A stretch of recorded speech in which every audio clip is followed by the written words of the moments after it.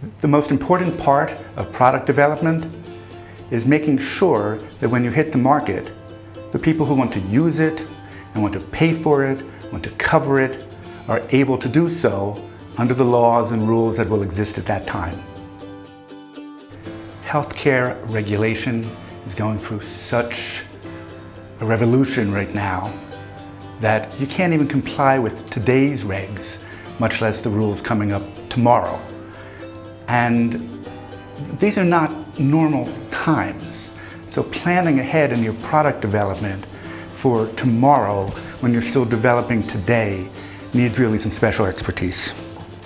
And the key step to me, I'm fond of repeating and repeating, is you have to start early on in your product development to think about how you're going to get market access at the end.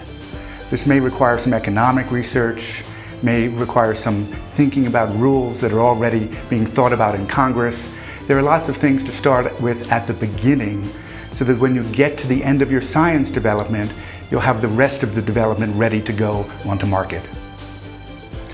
The most important part of product development is making sure that when you hit the market, the people who want to use it and want to pay for it, want to cover it, are able to do so under the laws and rules that will exist at that time. Which means ensuring market access to all the rules of the payers and the government. In the US, with all its heavy-handed regulation there, this is really hard to do. But you can keep in mind that most of these rules are going to come out of the Medicare program.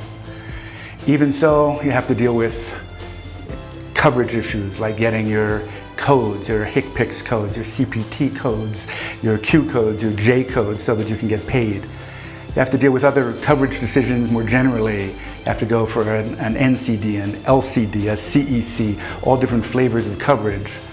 A lot of different details just to be able to get onto the market. Now that even doesn't cover whether you're going to be paid for in a particular case or whether you're going to be paid a fair amount for that case.